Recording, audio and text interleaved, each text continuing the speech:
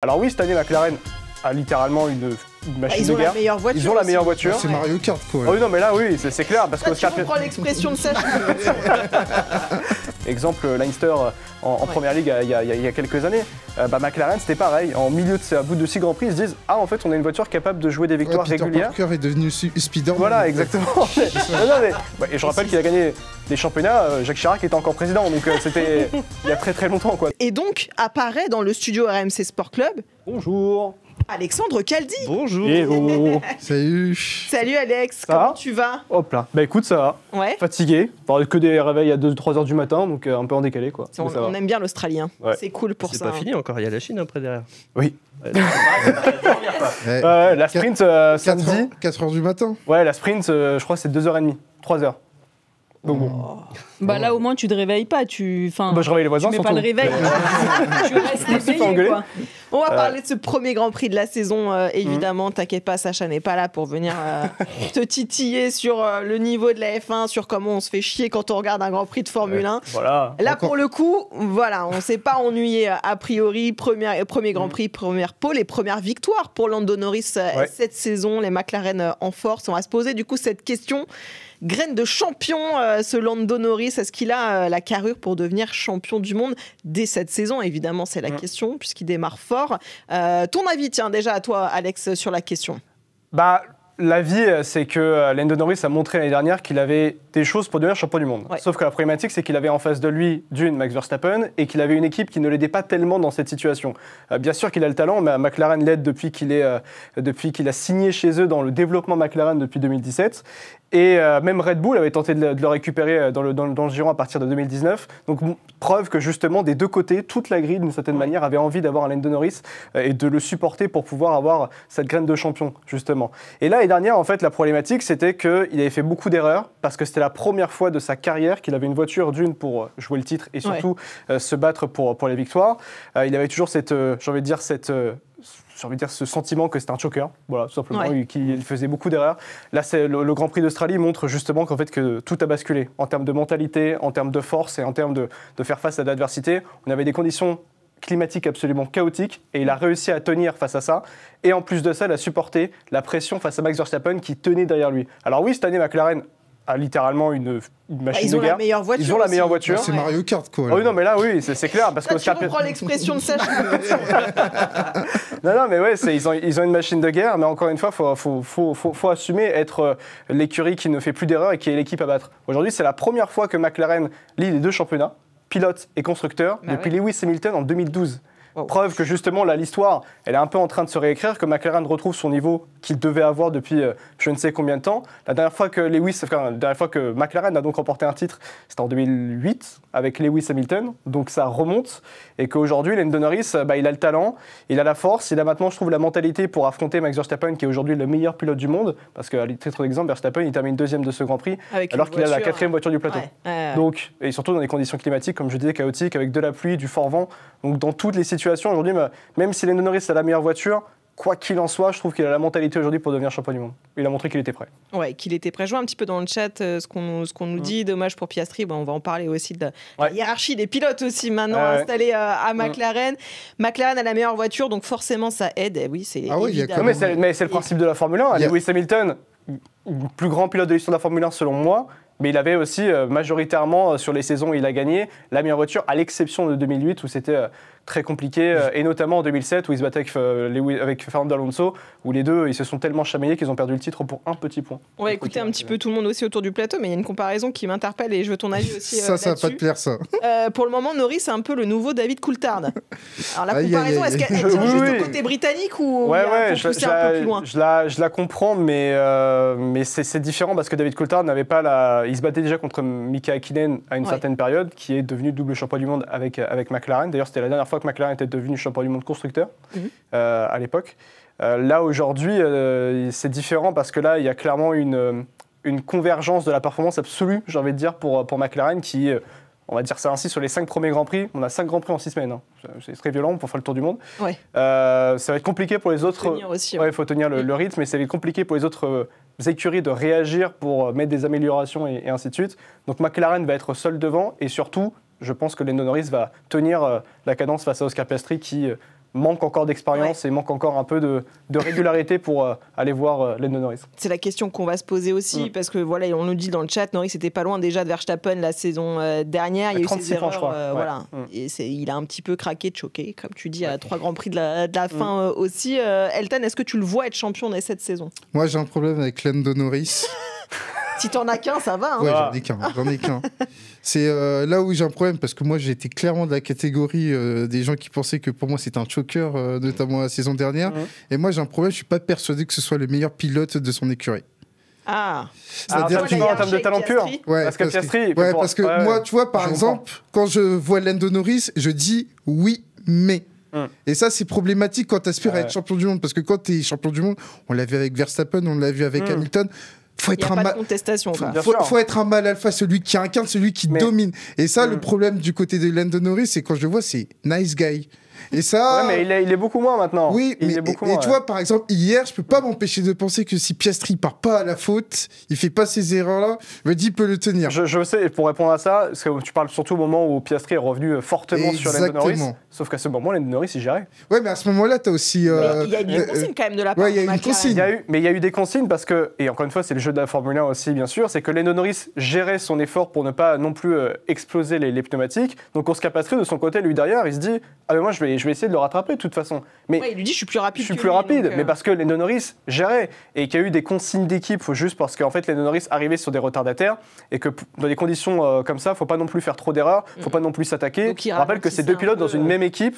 Et c'est 2 pilotes qui pilotent pour une écurie qui comporte 1000 employés derrière. Donc tous les efforts reposent sur 2 pilotes. Donc un peu la flemme de faire comme Alpine à l'époque, avec Esteban Ocon et Pierre Gasly qui pouvaient s'attaquer, qui pouvaient se cracher. C'était passé notamment en Australie il y a 2 ans. Quoi. Et moi, c'est pour ça que pour moi, la première étape pour asseoir son statut de potentiel champion du monde, il va falloir que très rapidement, il fasse un écart avec Piastri. Mais il le fait déjà, lui, il n'a pas fait d'erreur. Non, mais là, c'est le premier Grand Prix. Mais tu vois, par exemple, en Chine, mais Piastri, je le vois, mais revanchard à l'idée de se dire, j'étais à la maison, j'ai fini par botter le gazon, et là, je vais arriver en Chine et tout, j'ai envie de gagner. Et ça, s'il arrive à faire l'écart, allez, pour moi, il y aura un Final Cut, enfin, il y aura une première tendance, c'est l'Arabie Saoudite. C'est le 5e Grand Prix de la saison. Exactement. Si on voit une hiérarchie qui est claire, établie, là, je me dirais, OK, il a passé une étape importante. Ouais. Julie, Loïc, est-ce que vous voyez que ça va se jouer seulement entre les 2 McLaren? Parce que là, on oublie quand même Max Verstappen dans l'histoire, qui, comme tu le dis, avec une moins bonne voiture est là. Il y a aussi le côté, t'as l'ombre derrière de Max Verstappen. Tu vois, il a résisté sur ce Grand Prix-là, mais est-ce qu'il va arriver à résister sur toute la saison? Verstappen, il a quand même l'expérience maintenant. Il sait gérer tout ça. À un moment donné, ça va peut-être lui trotter dans la tête. Mais aussi, non, mais moi, je pense qu'il faudra compter sur lui. Et puis en F1, on le voit souvent. Il y a une monoplace qui n'est pas forcément... très bonne en début de saison et au fil du temps, ça monte. Et puis surtout, Verstappen, c'est un pilote qui fait pas d'erreur en fait. Tu le vois hier, il est là, il se dit vu ce qu'on a fait en qualif, finalement, c'est plutôt pas si mal. Ouais, c'est plutôt bien de finir deuxième. Moi, je pense qu'il faudra compter sur Verstappen. Il est quand même quadruple champion du monde. Enfin, c'est pas n'importe qui. Après, c'est vrai que je pense que ce qui joue un peu à la faveur de Lando Norris, c'est que là, il sait qu'il a une très bonne monoplace, la meilleure monoplace, et que là, le premier Grand Prix, je pense qu'il se dit, les erreurs que j'aurais peut-être fait la saison dernière, je les fais plus. Il a pris en maturité, il a appris, parce que sa fin de saison, la saison dernière, où il est un petit peu en concurrence avec Verstappen, il craque. Là, sur une piste qui, en soi, n'est pas censée lui convenir, parce qu'elle est détrempée, parce qu'il y a des pièges partout. Finalement, il finit premier devant Verstappen. Je pense que psychologiquement, c'est bien, mais je pense qu'il faudra compter sur Verstappen, parce que je vois mal Red Bull se dire on a la 4e monoplace et puis on verra ce que ça donne. Justement, l'année prochaine, il y a une nouvelle réglementation. Et en Formule 1, il faut vite basculer pour développer la voiture de l'année prochaine. De la saison prochaine. De la saison prochaine, exactement. Et donc, en Formule 1, faut être absolument très bon dès la première saison d'une nouvelle réglementation, parce que sinon, c'est 2-3 ans de retard que tu prends et tu es en galère absolue. Exemple, Mercedes, le passage 2001-2022 a été catastrophique, ce qui a d'ailleurs poussé Lewis Hamilton à remettre en question son engagement avec Mercedes. Donc pour Red Bull, par exemple, on arrive dans une situation où si au bout de 6-7 Grands Prix, la Red Bull, la RB21 ne fonctionne pas, on a vu Liam Lawson qui qui est nouveau pilote Red Bull, qui a fait un week-end vraiment pas bon du tout, et qui n'a pas été aidé par Red Bull, parce qu'il y a eu une problème mécanique sur la voiture aussi dans la 3e séance d'essai libre, en fait, on va vite passer sur 2026, le développement de la voiture. Donc Red Bull va un peu oublier la saison. Ferrari, il y a aussi ce questionnement aussi, par exemple. Et Mercedes, à l'heure actuelle aussi, il y a ce questionnement. McLaren, il y a une fameuse déclat de George Russell qui dit eux, ils peuvent arrêter le développement de la voiture 2025. Ils savent qu'ils ont la meilleure de toute façon. Et moi, justement, moi, ce qui m'intéresse, c'est le ressort psychologique de ces déclarations, parce qu'il y a beaucoup de déclarations qui mettent en avant McLaren, manière de dire. En gros, ils sont les meilleurs, donc il peut rien leur arriver. On décharge la pression. Et ça, pour le coup, ça va être un enjeu de taille pour McLaren, parce que pour la première fois, ils sont dans une situation d'équipe à battre. Exactement, d'équipe à battre. Et moi, c'est ce qui m'intéresse. Et moi, j'ai vu. Comment tu gères ça Et j'ai vu Verstappen, lui, il en joue de ça. Il en joue, il fait oh, mais c'est pas la meilleure. Pour une fois qu'il est dans la position du chasseur et tout. Surtout, c'est paradoxal par rapport à la manière dont il est en piste, Max Verstappen, et la manière dont c'est un ogre.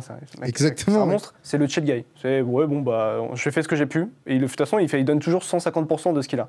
Pour ce qui est de McLaren, la différence l'année dernière, par exemple, c'est-à-dire que eux, l'année dernière, ils commençaient la saison en ne sachant pas qu'ils allaient potentiellement se battre pour le championnat. C'est pareil dans d'autres sports, que ce soit dans le football par exemple, il y a des équipes qui font une fin de saison absolument fantastique et ils jouent potentiellement le titre, alors qu'en début de saison, ils s'y attendaient pas. Exemple, Leinster en Première Ligue il y a quelques années.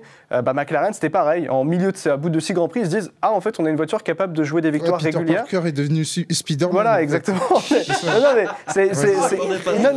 Mais l'exemple Peter Parker est spécial. Et pour Lando Norris, il a débuté la saison dernière en ne sachant pas en fait qu'il allait pouvoir jouer le titre. Et ça change beaucoup de choses d'un point de vue psychologique, surtout qu'il se battait aussi en même temps contre Max Verstappen. Donc il faut se mettre à un niveau exceptionnel tout de suite et ne faire aucune erreur, sachant que Verstappen est le mec le plus aussi roublard qu'on a sur la grille aujourd'hui, qui est capable de faire des coups bas. Et puis si Red Bull se dit on verra en fonction de la réglementation, on verra pour la saison prochaine. Je pense qu'il ne faut pas non plus oublier Mercedes qui finalement montre plutôt un bon visage là sur les Mercedes essais. Qui est co-leader avec McLaren. Qui est deuxième, mais effectivement le même nombre de points, parce que McLaren a gagné. Pour ce qui est de Mercedes, d'ailleurs, Ineos, 33%, c'est et c'est peut-être le seul truc dans le sport qui marche bien pour Ineos, même dans le cyclisme aussi, ça. Mais Mercedes, oui, ça a bien fonctionné, ça s'est bien fini. Je trouve qu'en termes de rythme de course, c'était quand même assez loin de McLaren, mais ils ont été réguliers, notamment par Andrea Kimi Antonelli, jeune pilote de 18 ans, la petite pépite là, qui a fait une course absolument fantastique, qui a fait fermer beaucoup de bouches, pour être honnête, parce que tenir en partant 16e et en terminer 4e avec un dépassement exceptionnel dans un moment très critique du circuit. Moi, même sur F1 2024, je le tente jamais. C'est fou ce qu'il a réalisé. Donc il a prouvé que Toto Wolff avait fait, le patron de Mercedes, avait fait le très très bon choix. Et pour George Russell aussi, il a montré aussi qu'il pouvait potentiellement être et assumer ce rôle de leader chez Mercedes, qu'il a endossé par défaut après le départ de Lewis Hamilton. Moi, j'avais beaucoup de doutes sur l'aspect est-ce que George Russell pourrait être le futur leader de Mercedes pour aller chercher les titres avec Mercedes. Là, tenir sous ces conditions-là et faire cette performance-là, ça rassure beaucoup sur là, sachant qu'il n'a toujours pas renouvelé son contrat et que ça dépend aussi de la volonté de Max Verstappen de quitter Red Bull ou non. Parce que c'est le fantasme Verstappen-Mercedes. Oui. Donc bon. Après Hamilton-Ferrari, là, on nous ferait un truc de dingue. C'était normalement, il y a eu beaucoup de discussions de l'an dernier du départ de Verstappen pour potentiellement aller du côté de chez Mercedes ou Aston Martin, puisqu'en 2026, Aston Martin sera une écurie qui se jouera le titre, pour être honnête. Direct en arrivant. En fait, ils ont récupéré Newey. Oui, ils ont récupéré Adrian Newey. Ils sont en train de faire les Avengers des têtes pensantes du paddock Formule 1. Ils ont une toute nouvelle usine. Ils ont une nouvelle soufflerie qui rentre déjà en jeu. Ils auront un motoriste exclusif à partir de l'année prochaine. Donc ce sera une vraie écurie constructeur en Formule 1. Le motoriste, c'est Honda. Donc pour plein de raisons comme ça, Aston Martin sera vraiment une écurie qui jouera le titre l'année prochaine. Avec quel pilote Fernando Alonso sera, c'est sûr. Mais avec un autre pilote, ça, on verra. Et pour Ferrari... Tu as raison de préciser aussi les écuries, les ingénieurs qui sont derrière. On nous dit aussi dans le chat, les pilotes sont excellents, mais il y a aussi les ingénieurs derrière. Évidemment, il y a tout ce qui est construit autour de... Le pilote, c'est le bout de la chaîne, finalement, et qui conduit cette... Bon, nous, on se pose la question sur Lando Norris, mais dans le chat, on nous le dit tout simplement, Alonso, champion du monde cette année. Cette année ? Ouais, il part de très très loin. Franchement, c'est un pari. Il s'est craché d'ailleurs. D'ailleurs, il a prouvé des premiers Grands Prix qu'on pourrait compter sur lui. Non, mais après, c'est un pilote qui ne perd pas d'âge, on va dire ça ainsi. Il a 43 ans, Fernando Alonso, il conduit toujours très très vite. Mais j'ai encore un doute sur la longévité de Fernando Alonso sur une saison entière. On est sur 24 Grands Prix. Quand il gagnait le championnat, c'était 16 Grands Prix, par exemple. Et je rappelle qu'il a gagné les championnats. Jacques Chirac était encore président, donc c'était il y a très très longtemps. D'ailleurs, en 2006, si on y revient, pour moi, c'est pas le meilleur. Mais bon, non, parce que moi, faut savoir, moi, c'est Schumi, moi. C'est Schumi, moi, 2006. Elle le casse à Suzuka. Mais il avait qu'à pas Ferrari avec un des meilleurs moteurs. Elle le casse à Suzuki le lundi suivant, cours de physique-chimie, et j'étais perdu. J'étais à la non, mais c'est un trauma qui est en train de déclarer. C'est quoi ce plateau anti-Choumi là? J'ai pas compris. Moi, j'aime pas du tout. Mais moi, je l'aime. Ça va pas. Moi, je l'aimais pas. Puis un jour, je l'ai rencontré, puis je l'ai bien aimé. Pas de soucis sur ça. Non, après, moi, c'était peut-être juste le côté, t'en as ras-le-bol que ce soit toujours le même mec. Oui, aussi. L'hégémonie 2000. Je le trouvais pas particulièrement sympathique extérieurement, tu vois. Enfin, je trouve qu'il dégageait pas. Tu l'as croisé où? Nulle part. On est en délit de faciès absolu. C'est totalement assumé. Parce qu'il est allemand, c'est ça? Non, on ira jusque-là. Bon, merci Flora. Allez. Bon, merci beaucoup Alex avec plaisir. Tout cas d'avoir été avec nous. On verra si nos prédictions sur Lando Norris sont bonnes. Bien Ferrari aussi. Ou pas. Et là, il y a eu quelques messages dans Ferrari où la grosse déception pour... c'était une débâcle. Vaut mieux passer à autre chose. Non, mais on a rigolé, c'était bien en tout cas. Ouais, mais en même temps, c'est tellement attendu aussi de la part de 8 Ferrari, et 10, ils sont pas loin l'un de l'autre. Au moins, on peut se raccrocher à ça. Ça va pas te plaire, mais... Merci beaucoup, Alex. On va faire un petit poste pour poste avec Julian qui est de retour. Changement poste pour poste. Un petit avis Formule 1 Non, pas tant que ça. J'allais vous proposer la cote Alonso champion du monde qui est à 500. Si vous mettez 10 €, vous perdez 10 €. Franchement, oui. Tu crois pas, quoi. C'est ça que tu Non, on va dire ça comme ça, avec tout le respect que j'ai pour Fernando Alonso, évidemment. Mais c'est 43 ans, regarde-moi ça. On va quand même parier sur la F1. Exactement. On va parier sur le Grand Prix de Chine, si vous le voulez bien. Est-ce que, pardon, je te coupe, mais est-ce que tu as la cote de Lando Norris champion du monde Je l'ai. Parce que c'est un petit peu notre... Alors, je l'ai. Tu veux qu'on commence par le Grand Prix de Chine ou Lando Norris champion du monde? Lando Norris champion du monde. Lando Norris champion du monde, 1,75. Ouais, tu vois, c'est rien du tout. Qui est vraiment... C'est fou. 4,75 pour Verstappen. 4,75 pour Max Verstappen. Julie a fait le travail à ma place. Elle lit ma tablette et tout, c'est génial.